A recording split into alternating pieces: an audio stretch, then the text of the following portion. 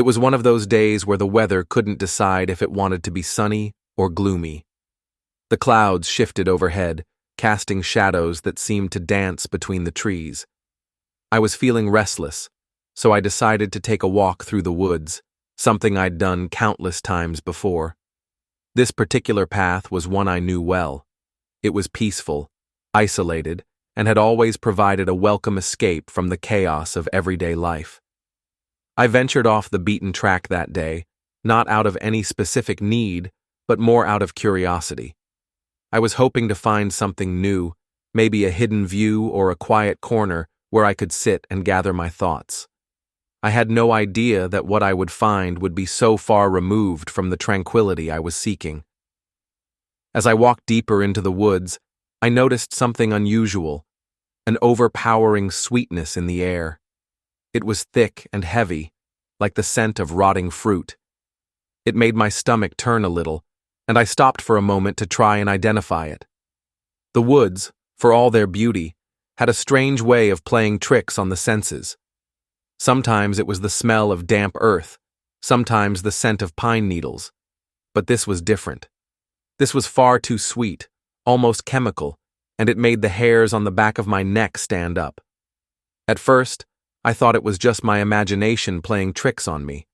But the smell grew stronger, and I couldn't ignore it. The trees, thick with undergrowth, seemed to close in around me as I pressed on. My curiosity, combined with the increasing weirdness of the smell, pushed me forward. The more I moved, the more unsettling the atmosphere became. It was as though the forest had shifted from something serene into something oppressive. And then I found it. Pushing aside a thick bush, I stumbled upon the body. It wasn't just any body.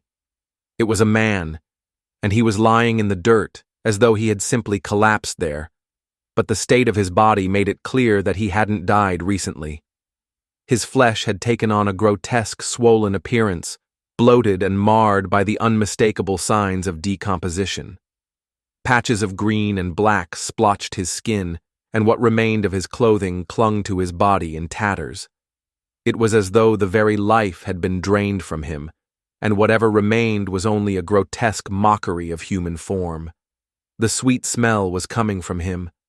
I had no idea how long he had been there, but the thought of how alone he must have been in his final moments made my stomach twist. It was one thing to find a body, but it was another entirely to realize how much time had passed since the death, how much nature had already begun to claim it. I stood frozen for a moment, my mind racing with disbelief and horror. Should I leave? Should I call for help? The idea of being the one to discover something so awful sent a chill down my spine, but I knew I couldn't just walk away. I pulled my phone from my pocket, hands shaking, and dialed the emergency services number. The operator was calm, almost detached, as she instructed me to wait by the body until the police arrived. Her voice seemed distant, though, as though she had dealt with situations like this before. I didn't question it, but I found myself looking around, almost expecting someone to emerge from the shadows. The woods were eerily still, the kind of silence that only comes when something has gone terribly wrong. Hours seemed to pass as I sat there, the sun dipping lower in the sky. The night was closing in, and I felt an overwhelming sense of isolation. The body, once a distant and academic concept, became a tangible presence that seemed to press down on me. Each rustle of leaves, each snap of a twig felt like it was amplifying the silence around me. It wasn't just the dead man that unnerved me, it was the woods themselves. There was something about the way the trees stood, so quiet and unyielding, as though they were watching me, waiting. I couldn't shake the feeling that I wasn't truly alone. It was as if the forest had taken on a life of its own, and I was simply a part of it now. By the time the police arrived, the moon was high in the sky. Their flashlights pierced the darkness, creating harsh, jagged shadows that seemed to stretch across the forest floor. The officers were efficient, their movements practiced, as they began to assess the scene. They told me that the man had likely been there for weeks. His death ruled a suicide. I tried to wrap my head around it, But the more I thought about it, the more the whole situation seemed surreal. The man had chosen this place to die, far away from everyone, and I had come upon him by chance. The thought that he had spent his final moments in such isolation, in such a state of despair, made me feel like an intruder. But it wasn't just the discovery of the body that haunted me. It was the lingering sense of something unfinished, something left unresolved.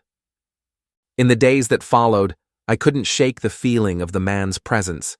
It wasn't just the memory of the body, it was the feeling of him being there, of him watching me.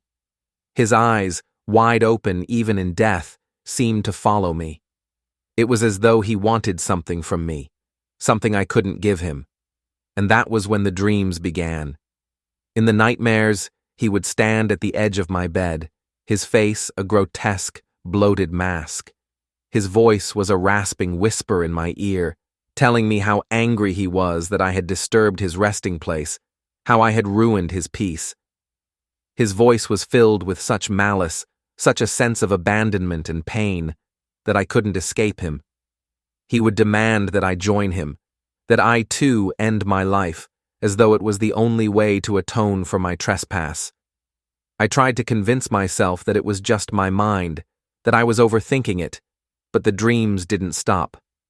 The man, or whatever was left of him, became a constant shadow in my mind. The anger, the bitterness, it was all too real.